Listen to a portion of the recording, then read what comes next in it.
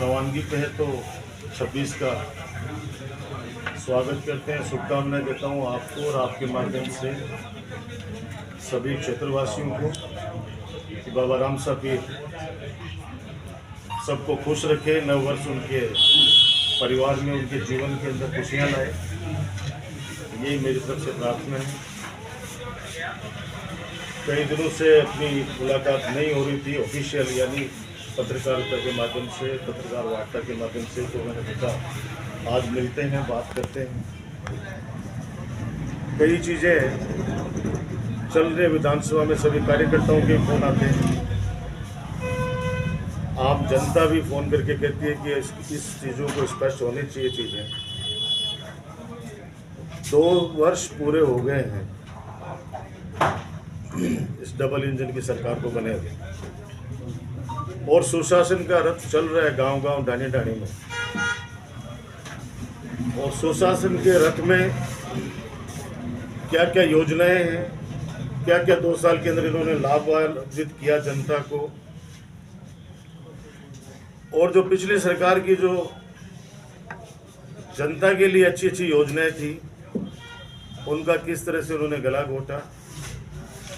सिर्फ एक सुशासन रथ के नाम से लोगों को वापस गुमराह करने का प्रयास ये लोग कर रहे हैं, जो मुझे लगता नहीं सफल होंगे, क्योंकि पूरे राजस्थान के अंदर ही खबरें ये आ रही हैं समाचार पत्रों के माध्यम से, सोशल मीडिया के माध्यम से, इलेक्ट्रॉनिक मीडिया के माध्यम से, कि आम गांव के अंदर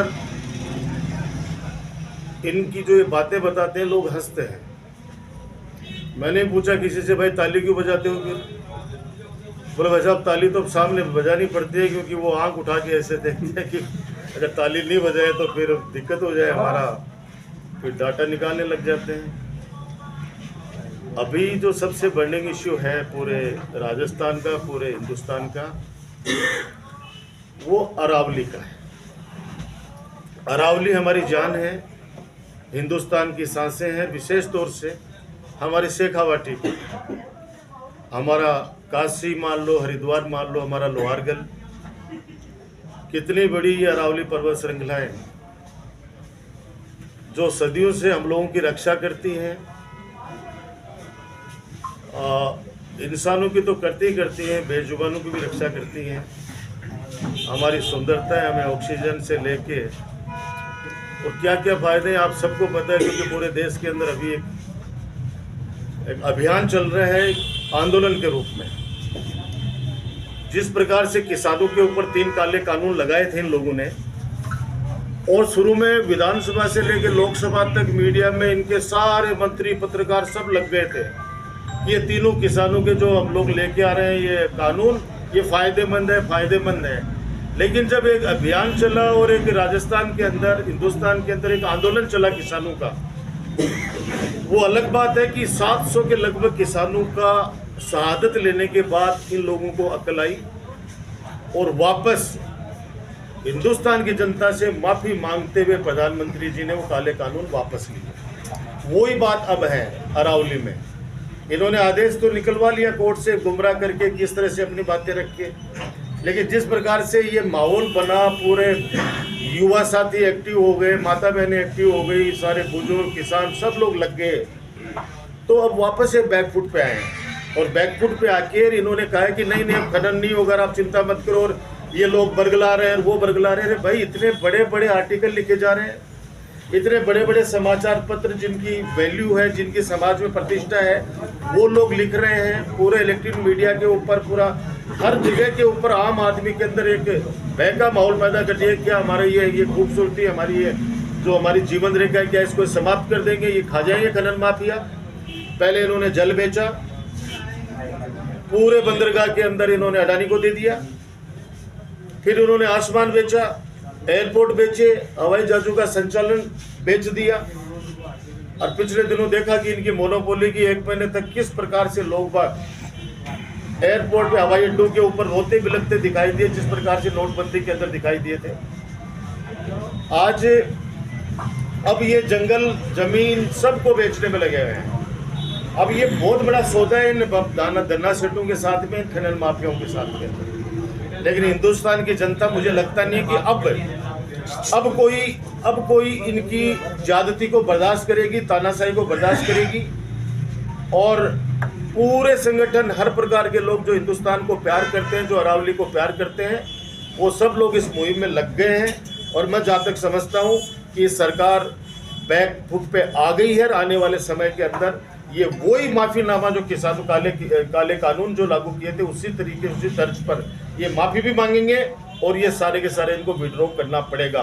हम लोग सारे लोग एक मुश्त इस काम के लिए हम लोग तैयार हैं। तो पहला तो मैं आपके सामने ये निवेदन करना चाहता हूँ, कल हमारी कांग्रेस पार्टी का जिला हेडक्वार्टर के ऊपर एक बहुत बड़ा सभा भी है, प्रदर्शन भी है। जिला कलेक्टर को हम लोग ज्ञापन भी देने वाले हैं। नंबर 2, अभी पंचायतों का इन्होंने पुनर्गठन किया है। ये पंचायतों का पुनर्गठन, ग्राम पंचायतों को बनाना, ये लोगों की सहूलियत के लिए होता है। जैसे मैं आपको एग्जांपल दूं कि तो पबाना ग्राम पंचायत के अंदर नार सिंगानी आता था, बलरिया आता था। वो पूरा मुकुंदगढ़ टाउन को क्रॉस करके फिर पबाना जाते थे। आज बलरिया और नार सिंगानी मिला के एक ग्राम पंचायत बनाई।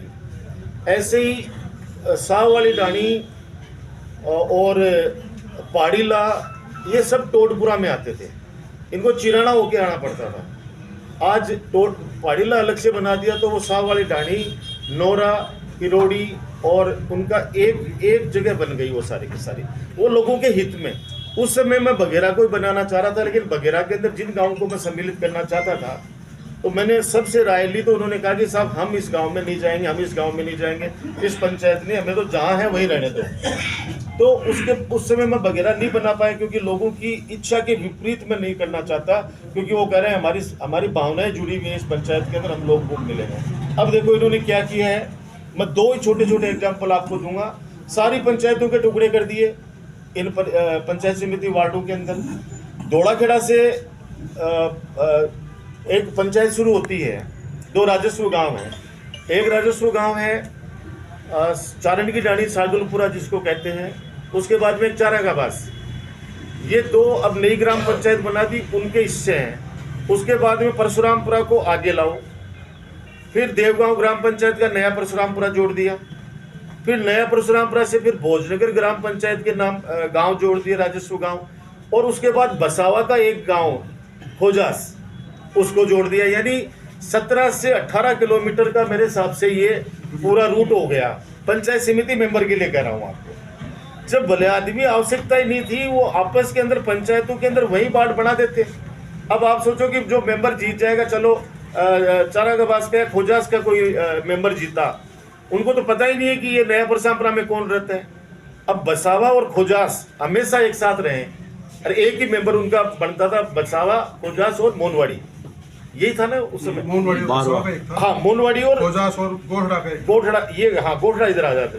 अब उनको सबको छिन-भिन कर दिया। ऐसे ही तो इन 17 पंचायतों में, ऐसे ही इन 17 पंचायतों में मैं आप लोगों के माध्यम से वीडियो साहब को, एसडीएम साहब को और कलेक्टर साहब को निवेदन करना चाहता हूँ करबद्ध तरीके से कि आप इस नवलगढ़ के अंदर जो ये तानाशाही मचाई गई है, वो एक कहावत है ना, कौन सी कहावत है वो, पटवारी, अब वो बस ये पटवारी के लिए नहीं कह रहा हूँ ये चीज, अनपढ़ पटवारी उसका बस्ता भारी। अब एक ऐसे व्यक्ति के हाथ के अंदर कमान है कि वो चाहते हैं कि देखो मैंने चुनाव के पहले कहा था कि नवलगढ़ के विकास कार्यों का जो गुलदस्ता है उसको छिन-भिन कर देगा ये व्यक्ति, भाईचारे को छिन-भिन कर देगा। उसकी बानगी देख लो कि किस तरह से टुकड़े, एक ग्राम पंचायतों के 4-4 टुकड़े किए हैं इसने।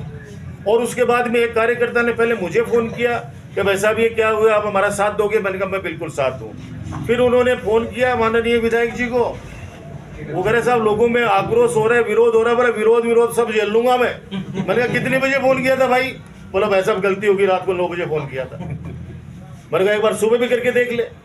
अरे भाई कलेक्टर साहब, कम से कम आप तो पिछलों को मत बनिए, उम्मीद है झुंझुनू की जनता की।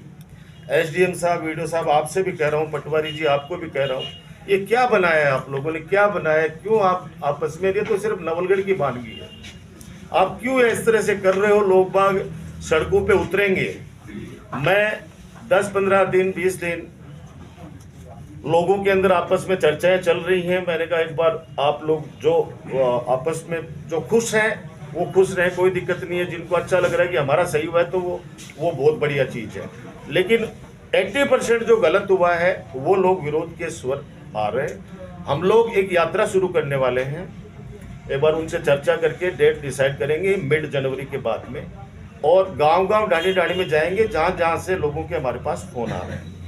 तो प्रशासन को झुकाएंगे इस मामले में, क्योंकि चाणक्य ने कहा था कि एक अनपढ़ शासक कुछ नीतियां लागू करता है जनता के ऊपर, और उसमें कुछ डरपोक लोग वो तालियां बजाते हैं उसके सामने, तो पीछे से फिर वो अपने आप को रात को आके घर में शीशे के सामने पीठ थपथपाता है कि देखो मैं कितना बड़ा तानाशाह हूँ। तानाशाही नवलगढ़ में नहीं चलेगी। तानाशाही बहुत चला ली, लोगों के अंदर खूब डरा दिया।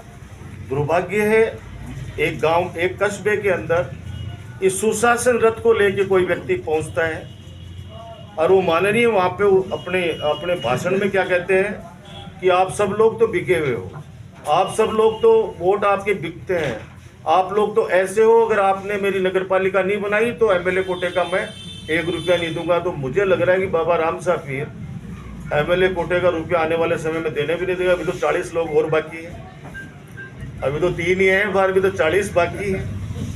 अभी सुबह रात को 8 बजे भागता है, सुबह 6 बजे वापस नवलगढ़ में घुसता है, तो रात को कहाँ पे क्या करके आता है वो तो आने वाले समय वक्त बताएगा, क्योंकि दरिया बिछाने वाला ये भी है, दरिया बेचने वाला ये भी है।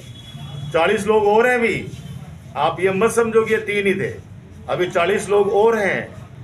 और अपने पीओ को 18 बार पीओ को 18, तो उसके पीछे आप लोग खोजी पत्रकारिता करिए, क्योंकि मैं ज़्यादा बोलूँगा तो वो बोलेगा बोलता है, फिर आप लोग कहोगे कि एक अनपढ़ बोलता है, फिर आप पीएचडी हो तो ऐसे मत बोला करो।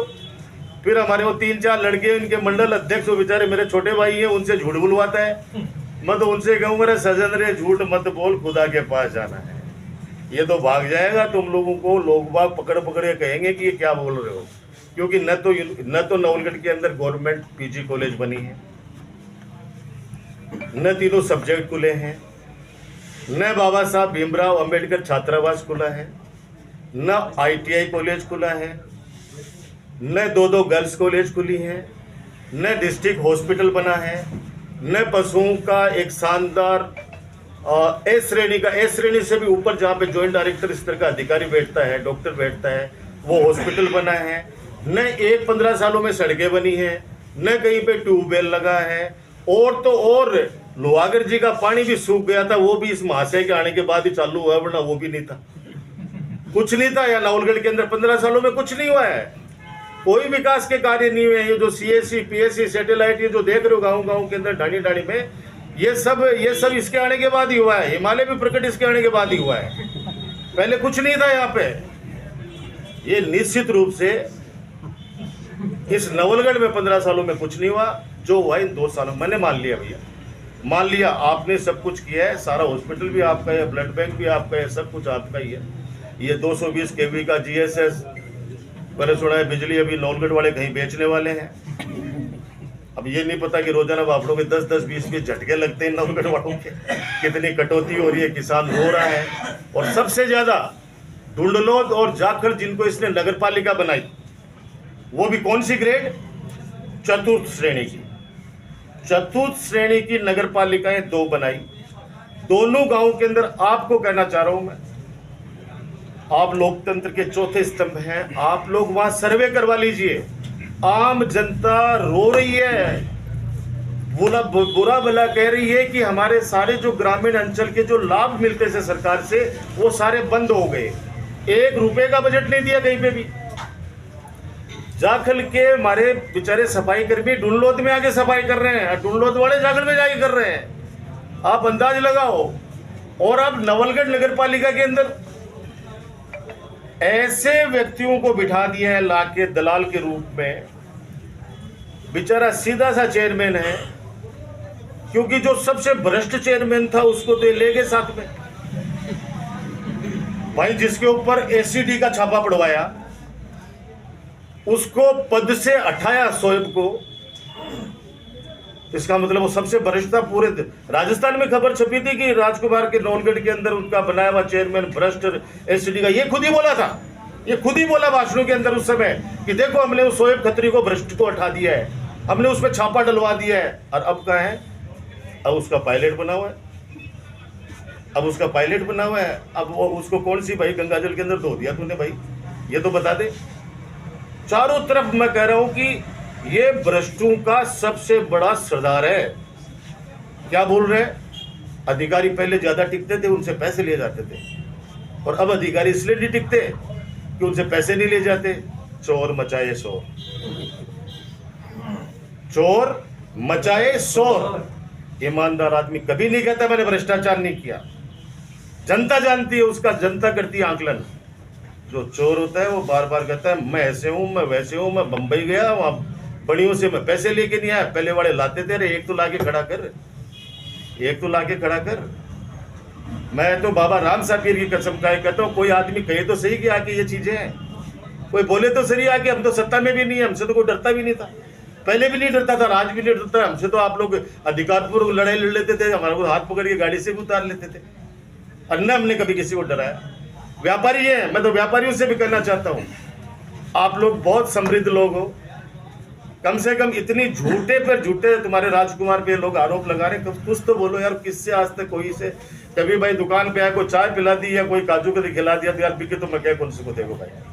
अब बोल नहीं खाता ना थया कह देता कि क्या नाम मारो मान को नहीं करियो। बाकी कोई तो बताए किसी से कभी लिया हो तो। लेकिन मैंने कहा ना चोर मचाए शोर। अधिकारी क्यों नहीं टिकते? अधिकारियों ने सब ने इसकी सीढ़ियां बढ़ा रखी हैं। समय आने दो, वो खुद कह रहे हैं भाई साहब अभी थोड़ा सा वक्त नहीं है, हम लोग उसको रिलीज करें, सब चीजें रिलीज करेंगे हम लोग। कि सबसे पहला चाहिए लोगों को इज्जत। अधिकारी वही टिकेगा जिसको आप सम्मान के तरीके से बात करेंगे। जब तक कोई जनता का ऐसा मुद्दा सामने नहीं आ जाए जहां पे उनको झाड़ना नहीं पड़े, तब तक तो अधिकारी को आपको यही काम करना पड़ेगा कि नहीं यार ये काम अच्छा किया। अच्छे काम पे उसको आपको शाबाशी देनी पड़ेगी, तब जाके वो काम करेगा। अब आप रात को गालियां दे रहे हो उनको, है? खुद एक ऐसे चो कहते हो कि थाने में रात को तेरे को हवालात खोलनी पड़ेगी, मैं खुद कुटूंगा इसको आके। क्यों भैया? पोपा भाई का राज में मैं नाम लेना नहीं चाहता। उस बच्चे ने कहा कि भाई साहब हमने पीठ पे खाए हैं, हमने खूब डंडे खाए हैं, मैं रात को बेवजह घर से लाके और हमें पीटा गया। अरे जो हम पे लोग जो आरोप लगाते हैं कि आपके टाइम पर भी ऐसा होता था, अरे एक दो लोग हैं वो, अब वो लोग क्या अपने माता पिता को मार रहे थे तो उनको ले जाके थाने के अंदर किसी ने पुलिस वाले ने ठोक दिया, उसका तो मैं क्या करूं? मेरा पर्सनल किसी से कोई बैर नहीं था, न है और आज भी नहीं है। अधिकारी यहाँ 2-2 साल, एक रामस्वरूप बराला जी मुकुंदगढ़ के अंदर ऐतिहासिक 4.5 साल SHO रह के गए हैं। आप बच्चे से जाके पूछ लो उस थाने के अंतर्गत आने वाले गांव डाणी में से, सब लोग ये कहेंगे कि ऐसा अधिकारी हमारे कभी नहीं आया। वो व्यक्ति 2 भाई अगर लड़के आ जाते थे तो मेरी भावनाओं के अनुसार उनको राजी करके और भेजता था। हाँ, कोई अपराधी अगर कोई अपराध कर रहा है और आम आदमी को अगर वो दुखी कर रहा है तो उसको जरूर प्रताड़ित, वो जो भी कानून के संबद्ध सजा थी वो मिलती थी। यहाँ अधिकारी बहुत अच्छा काम करके गए, सारी चीजें अच्छी हुई। अब अधिकारी इसलिए नहीं रहना चाहते कि इस भ्रष्ट तानाशाह ने हर चीज पे बंदी बांध रखी है। हम ट्रोमा जलाना चाह रहे थे, हमें बदनाम किया गया, हमें हवन करते हमने हाथ जलाए। हम जहां पे मिलिट्री कैंटीन लाना चाहते थे, कल उन बच्चों से कहलवा रहा है, मैं बच्चे कहूंगा मेरे छोटे भाई हैं, कि तुमने कभी सोचा भी नहीं होगा, वो एक नहीं है हरियाणा का जोगेंद्र, तुमने सोचा भी नहीं होगा मैं इतने वो सेव खा जाऊंगा। कब डोलगढ़ के फौजियों ने सोचा भी नहीं होगा कि यहाँ कैंटीन भी लानी है क्या? ये नहीं पता ये फौजी कितने सालों से आंदोलन कर रहे हैं कैंटीन के लिए, और उनके लिए नक्शा आ चुका था। यहाँ पे मैंने कहा था ना मिलिट्री कैंटीन बनाऊंगा, पेंशनर समाज का ऑफिस बनाऊंगा, ये बाकायदा सारा नगर पालिका के अंदर रजिस्टर्ड है ये सब चीजें, और वहाँ से हॉस्पिटल बनेगा, ये सब चीजें रजिस्टर्ड है। लेकिन कह रहे कभी किसी ने सोचा भी नहीं होगा कि क्या नाम मिलिट्री कैंटीन भी यहाँ पे आएगी क्या? अरे भैया मिलिट्री कैंटीन के लिए यहाँ के हमारे सैनिक बेचारे पता नहीं कितने कितने एयर मार्शलों को, कितने अधिकारियों को, कितने मंत्रियों को, सीएम को कितनी बार ज्ञापन दे गए, सालों से उनकी मांग। और आप लोगों ने भी कई बार कवर किया उन लोगों को जो मिलिट्री कैंटीन चाहते हैं। मैं आपके माध्यम से ये कहूँगा कि हाँ, मुकुंदगढ़ के अंदर अभी बताया था मैंने आपको भाषण के अंदर, खुलेआम उनको कह रहे हैं कि आप लोग बिकाऊ। अरे भैया, बिकाऊ नहीं है, स्वाभिमानी लोग हैं मेरे नवलगढ़ के। ये तो समय का एक चक्कर था जब गुमराह हो गए, कुछ गलतियां मेरी रही होंगी, कुछ आपस के अंदर हम लोगों का मिसकम्युनिकेशन रहा, इसलिए ये चीज़ें हुई। वरना नवलगढ़ की जनता बहुत समझदार है, विकास के कार्य करने वाले को हमेशा आशीर्वाद देती है। और मैं सौभाग्यशाली हूँ कि मुझे आशीर्वाद मिला। 15 साल बाद पहली बार फिर वो फोटोएं वायरल हुई जो आज से 17-18 साल पहले चौखानी गैस के बाहर होती थी। सिलेंडर लेके माता बहनें, बुजुर्ग आदमी कंधे पे लेके घुमा करते थे। और अभी पिछले 2 महीने आपने देखा होगा किस कदर लोग परेशान हुए। और आप तो सोचोगे तो 5 नई गैस एजेंसी, हाँ मैं भूल ही गया, 5 नई गैस एजेंसी भी अपन ने लाए हैं। 5 जो नई गैस एजेंसी गांव-गांव में है, वो भी अपनी नहीं लाई हुई है। जिस प्रकार से लोहागढ़ का पानी अभी स्टार्ट हुआ है इसके आने के बाद, तब से ही इसके समय की बातें हैं ये।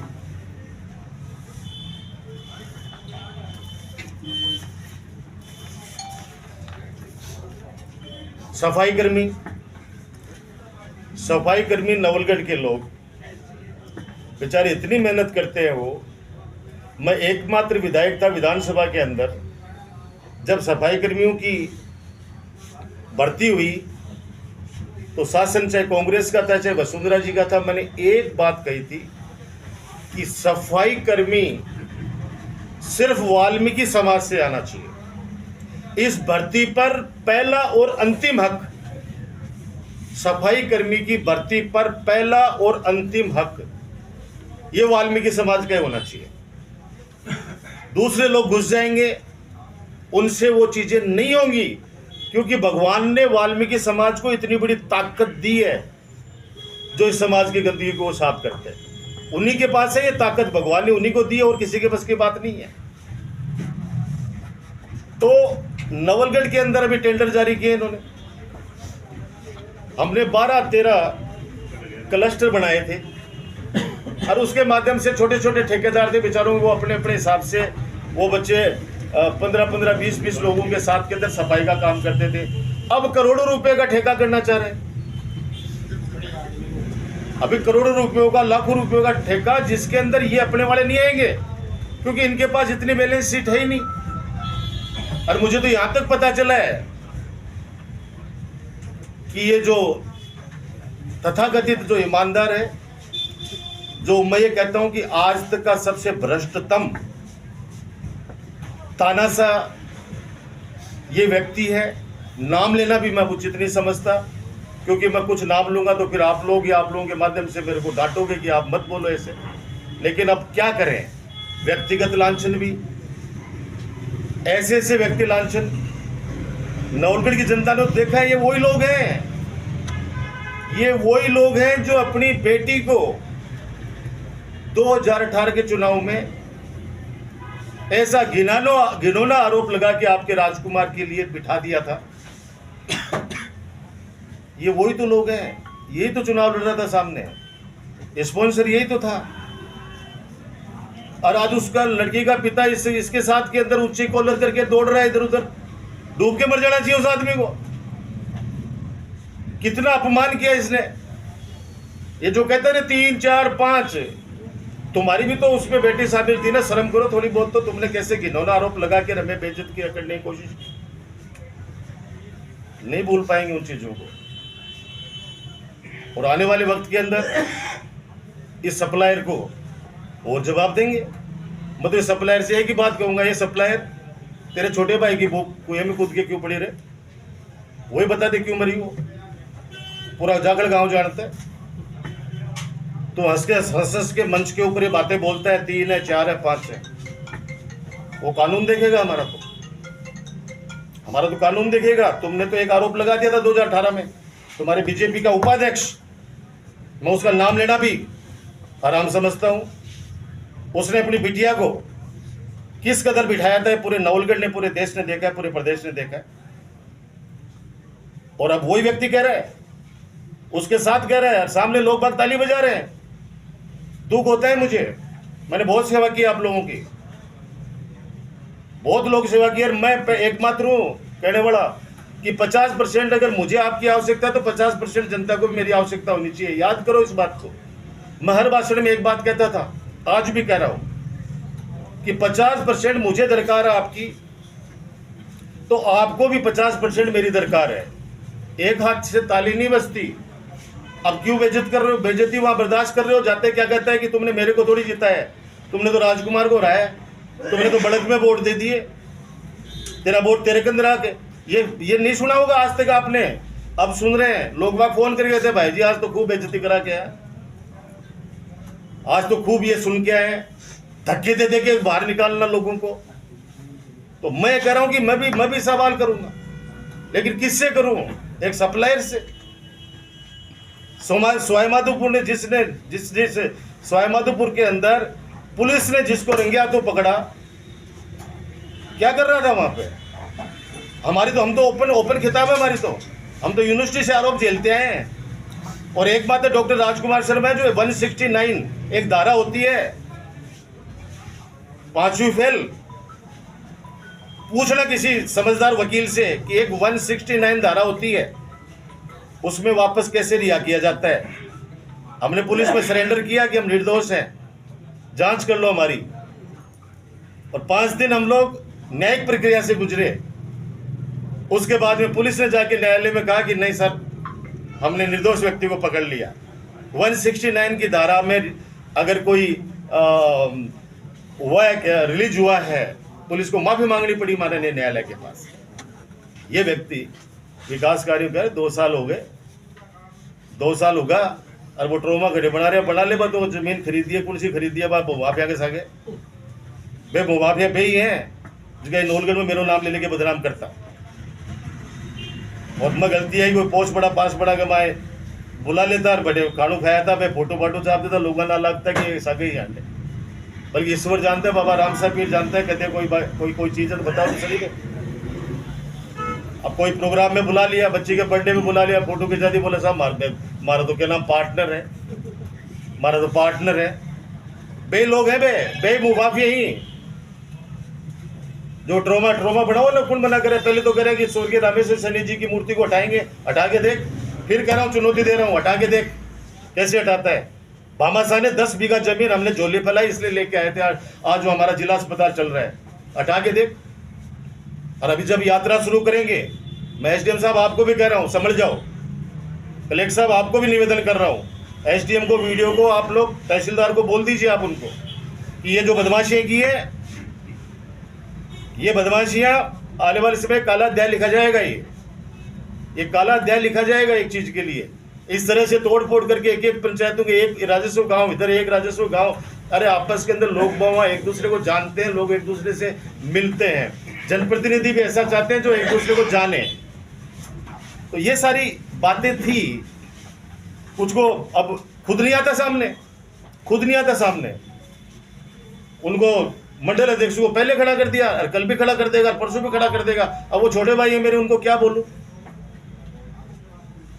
कितने आ गए? 400 करोड़ तो आ गए मुकुंदगढ़ में। कितने? 450 करोड़। और यार वो ढपोड़ सिंह, पहले हम लोग बच्चे थे ना, एक हिंदी में पाठ हुआ करता था, उसमें एक ढपोड़ सिंह हुआ करता था। अब और कुछ नहीं बोल रहा हूँ, न थैली बोल रहा हूँ, न बाज बोल रहा हूँ, न मैं ढोला मारू बोल रहा हूँ, अनपढ़ कुछ नहीं बोल रहा मैं। अब तो मैं बोल रहा हूँ कि एक होता था ढपोड़ सिंह। अच्छा भाई ढपोड़ सिंह क्यों ही मांगो, वो क्या निश्चित रूप से हो जाएगा। 140 ट्यूबवेल खुद का, पहले तो पानी हो ही को ना, पहले तो पानी है ही को नहीं। अब मैं बिजली अति कर दी मैं, तो पहले तो सारा लालटेन में चिमनी में आना सारा ही। भाई पहले तो सब लालटेन में रहता, चिमनी चाचता। अब तो बड़े बड़े पुरुष वो ग्रेड बता अभी लोग बन बेरो रहे आज की अब बेरी के माँ वो बन रहे भला आदमी वो कुल सा साल के माँ स्वीकृत हो उसके बाद में ज़मीन को नहीं मिली, दोबारा ले आया, दोबारा स्वीकृत कराया, फिर ज़मीन को नहीं मिली। 2022-23 में तिबारा इन वापस अशोक गहलोत जी से स्वीकृत करायो और बेरी में जाकर वहाँ के सरपंच जी वहाँ का हाथ जोड़ा क्योंकि आपने लोलगढ़ के माँ जमीन को नहीं भाई मैं ही करूँ जड़े तो वो मेड़ो बराबर ने बटे जड़े तो वो क्या बोले अगर अभी अवन करते हाथ जड़ाए ना, अगर जमीन होती तो अभी तक तो आपका ट्रोमा सेंटर बन चुका होता, लोग लाखों लोगों की जान बचती। ब्लड बैंक शुरू हो रहा है अभी तो लाइसेंस आ गया। अब मैं कह रहा हूँ कि 2023 जब चुनाव के टाइम पर ये बिल्डिंग भवन तैयार हुआ अपन ने उसका भवन का उद्घाटन किया, 50 लाख रुपए की स्वीकृति 2022-23 में आई हुई है और इनको सिर्फ इक्विपमेंट्स खरीदने थे, उसमें भी इन्होंने 2 साल लगा दिए। अब ये 2 साल क्यों लगा दिए मैं बता दूं आपको कि ये तुरंत कर देते तो ये सोचते कि राजकुमार का नाम हो जाएगा। अरे भैया मन नाम कौन चाहे, मन नाम को नहीं चाहे भैया डफोड़ संघ तू भाई तेरे नाम कर ले, सारा काम तेरे नाम, कॉलेज भी तेरे नाम, ITI कॉलेज भी तेरे नाम, सारा कुछ तेरे नाम कर दिया। तो यार ये टुकड़े तो मत कर भाई, ये टुकड़े मत कर, हमारा लोगों ने गाड़ मत काट भाई, लोगों की बेइज्जत मत कर भाई, ये काम मत कर। तू तेरे को MLA सीट मुबारक जनता ने चुना है भाई, जनता ने वोट दिए इसलिए बना है, लेकिन ये मत कर, अपमानित मत कर। डरने वाला कोई नहीं है, कोई डरने वाला नहीं है, भूल जाए गलतफहमी मत पाल, कोई डरने वाला नहीं है। जनवरी के अंदर जिस दिन हमारी यात्रा का आगाज होगा, जब कारवां शुरू होगा,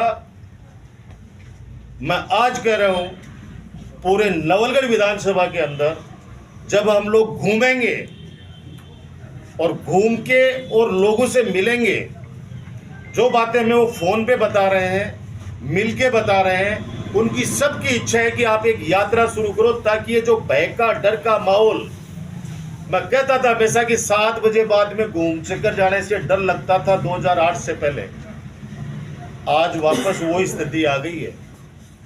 आप वापस वो स्थिति आ गई है। आज साहब को अकेला जाता है, कद कोई सी कैंपर बछेड़ दे जाए, यो कोई नहीं कोई बेरो, और सुनने वाला कोई नहीं है। थाने में जाने से पहले 10 बार सोचता है आदमी कि मैं थाने की तरफ, कौन पीड़ित पक्ष की बात कर रहा हूं मैं, पीड़ित व्यक्ति थाने की तरफ जाते हुए 10 बार सोचेगा कि मैं जाऊं या नहीं जाऊं। कारण अधिकारी जो रहना नहीं चाहता वो कभी भी जनता का भला नहीं करेगा। जैसे घर के अंदर अगर बेटा रहना नहीं चाहता बाप के साथ में, तो उस पिता की सेवा नहीं होगी। वही बेटा सेवा करेगा पिता की, जो पिता को रिगार्ड करेगा, और उस घर के अंदर वो चाहे उसको कितनी भी बेइज्जती हो, वो रहना चाहेगा अपने माता के पिता के पास में, वही सेवा करेगा। अब अधिकारी रहना नहीं चाहता, वो कहेगा ज्यादा से ज्यादा क्या करेगा, ट्रांसफर। ये की रिकॉर्डिंग भी सुनाई हुई अधिकारी मैंने, वो सामने से बोले साहब गाड़ी नहीं दोगे, आप MLA हो तो अपनी जगह हो। बोले तू जानता नहीं है मेरे को, मैं सरकार हूँ। बोले सरकार होगी तो ज्यादा से ज्यादा तू ट्रांसफर करासी और क्या करासी, करा दे ट्रांसफर। मन तो SDM सो चपड़ा से तो बड़ा कौन से, मैं कहीं और जगह लग जाऊंगा। अच्छे ईमानदार अधिकारियों को आवश्यकता रहती है, हर जनप्रतिनिधि को। मैं तो हाथ जोड़ जोड़ के लाता था, अब मेरे पहले डॉक्टरी को नहीं आ, और अगर परसों की CSC में तो कहे मेरे गांव की कोई बिगा घर की कोई बकरी को बैठा गया जाके, अरे तो परसों CSC में दे के दियो, तू जाकर के CSC में दे के दियो, बता तो सही एक बार आके टाबरा कह दियो कि आंकड़ा बताए होते तो। अब बार कोई पूछ लेगी कि बैंक ठीक है, बोले हाँ होगी, अभी पाइपलाइन में बानो पाइपलाइन बात सोचे कि बटा सु कोई दिल्ली से पाइपलाइन चली है कि गोजी में पाइपलाइन है, गोजी में से निकल के नहीं, और वह पाइपलाइन से बारह होगी। मैं 2-3 ऑर्डर तो भी का जेबी में लगे भी पॉकेट कमाई खोगा भी गए, अरे मैं छिड़गा, मैं तो पहले ही बोलियो अरे बोल सिंह बाप ऑर्डर बाहर निकाल बाहर। अगर हिम्मत है तो बदलेना जोड़ को, मैं फिर चुनौती दे रहा हूं, अगर हिम्मत है, जिस बदलाना जोड़ को लेके मुझे बदनाम किया तूने और तेरे लोगों ने, उसको जनता को समर्पित करवा। सरकार है तेरी डबल इंजन की, करवा उसको। वकील के पैसे नहीं तो हमसे ले ले, हम साथ में चलेंगे। दिलवा वापस खिरोड़ का वो जोड़ा 500 बीघा का, जो तेरी डबल इंजन की सरकार ने उस अल्ट्राट्रेक सीमेंट को दे दिया, अल्ट्राट्रेक सीमेंट को दे दिया। दिलवा वापस वो 500 बीघा का जोड़ा, अगर हिम्मत है तो। जोड़ा खुद खाने वाला, चारों तरफ व्यभिचार मचाने वाला, और हम पे आरोपित करता है। मैं फिर कह रहा हूं कि समुद्र की जो शांत लहरें हैं ना, उसको देखकर गलतफहमी में घर मत बसा लेना किनारे पर, ध्यान रखना इस बात में। हम लौटेंगे और जबरदस्त तरीके से लौटेंगे और जनता के आंसू के साथ लौटेंगे और वापस खुशियां देंगे। आज जो अपने आप को करे जाए तो किसके पास जाए, किससे बात करें? और मैं भी थोड़ी बहुत दूरी इसलिए बना के रखा हूं कि ये व्यक्ति को पता चल जाए कि इस व्यक्ति के घर के अंदर कोई शादी के कार्यक्रम के अंदर में आया हूं या कोई शुभ काम में आया हूं, तो उस परिवार को कोई न कोई सजा, चाहे वो VCR के रूप में, चाहे ट्रांसफर के रूप में, चाहे व्यापार के हिसाब से। एक व्यापारी जो इसका खास आदमी था वो मेरे से बात कर लिए एक दिन, बिगा छापा ही बढ़वा दियो, बिगा छापा ही बढ़वा दियो। मैं तो फिर कह रहा हूँ, ये जो बोल रहा है तालियां बजाने से कुछ नहीं होने वाला है। तालियां मत बजाओ, कम से कम करो, सवाल तो करो, एक बार पूछो तो सही। और मैं कह रहा हूं आप लोगों को, एक भी अधिकारी कहते, एक भी व्यापारी कहते कि 1 रुपया का राजकुमार को चंदा दिया है, तो मैं तो खुलेआम बोल रहा हूं। बंबई का माए कोई ये कहते कि बंबई जिन भी कार्यक्रमों में मुझे बुलाया, अगर टिकट भी उन्होंने दी हो तो बता दो। टिकट भी मैं तो मेरी जेब से खर्च करके गया हूं, हमेशा मेरी जेब से। कभी भी मैंने ये नहीं कहा उन भामा साहब को कि तुम टिकट भेजो। टिकट भी भैया मैं मेरे हिसाब से खुद के पैसे से लेके गया हूँ, भगवान का आशीर्वाद है। खुद जाकर अपने होटल भी खुद करी है, कभी भी बोझ नहीं बना उन पे। मेरे लिए खुद नहीं मांगा, लेकिन नवलगढ़ के लिए जो भी मांगा उन्होंने दिया। वो किस रूप में, मैं मुरारका जी के लिए कहना चाहूंगा, नगर पालिका दी, उन्हीं के लोगों ने बनाई, नक्शा हमने दिया, मॉनिटरिंग हमने की। आज ये गौतम मुरारका जी ने कॉलेज दी, हमने हाथ जोड़े, उन्होंने दी, नक्शा हमने दिया, मॉनिटरिंग हमने की, बना के उन्हीं के लोगों ने दिया। हमने तो बीच के अंदर भैया उनके मुनीम भी उनके, ठेकेदार भी उनके, हमने कहा कि ये काम और करा दो साहब, ये काम और करा दो। जिन जिन भामाशाहों की बातें हमने कभी भी भैया, मैं तो चुनौतीपूर्ण कह रहा हूँ, आप लोग आप करो ना, इसमें बहस करो। मैं तो आपको कह रहा हूँ कि आप पता करो एक चीज को, कोई तो बोले आके ये चीज। एक भी अधिकारी ये कहते कि साहब कभी भी हमने ये चीज की हो, कोई नहीं टिकता भैया। हम तो गायनिकोलॉजिस्ट के लिए जूझे थे यहाँ पे 10 साल तक, हमें स्त्री रोग विशेषज्ञ नहीं मिली थी। फिर हम हाथ जोड़ के इन यहाँ की बहू बेटियों को लेके आए यहाँ पे, जो गायनिकोलॉजिस्ट के रूप में काम कर रहे हैं। आज वो किस तरह से अपमानित महसूस कर रहे हैं वो लोग जानते हैं। थोड़ा सा भी छेड़ दो, वो करे भाई जी मान थोड़ी सी नौकरी करनी है। कभी ये भय का माहौल नहीं रहा। और कोई बात हो तो आप लोग बता दें। मैं तो इतना ही कह सकता हूं कि मैं बेरी वालों का भी धन्यवाद दूंगा कि ये जो 220 केवी का जो GSS है, उन्होंने जमीन आवंटित करी। अब जमीन कब आवंटित हुई, बजट कब आवंटित हुआ, तो सिर्फ आपको सिर्फ अंगुलियां तो चलानी है, आपको पता चल जाएगा हर चीजें। और मैं तो ये कह रहा हूँ, मैं तो फिर कह रहा हूँ, मैंने कुछ नहीं किया 15 सालों में, ये मान ले भैया। अरे लेकिन डपोड़ सिंह कुछ तो रिजल्ट दे भाई, कुछ तो दे। वो दिल्ली से रोपवे चालू बताओ, वो अब वो कटेसी रुकरा के रोपवे रोपवे कटेसी को मनता ही बन करो, चला तो सही, लेकिन आपस में मत छिन भिन कर। यहाँ के लोगों की आपस के अंदर जो प्यार की चीजें मत कर, मत तोड़ की ये व्यक्ति को तोड़ दो, ये व्यक्ति खिलाफ हो जाएगा तो वो अपने आप मेरे पास आएगा। यहाँ की राजनीति ऐसी नहीं रही है, चाहे भंवर सिंह जी हो, चाहे प्रतिभा सिंह जी हो, चाहे नवरंग सिंह जी को, चाहे मैं, हम लोगों ने कभी भी ये चीज नहीं किया कि एक भाई को लड़ा के दूसरे को साथ मिले। नहीं, कोशिश ये की है कि दोनों राजी रहे। वोट तो मन का है, जिसके मन में जचेगी वो दे देगा। ये बात मुझे कहनी थी। बहुत दिनों से अपन लोग मिले नहीं, तो बोलेगा चलो मिल लेते हैं। आप लोगों को भी आकलन करना चाहिए। कोई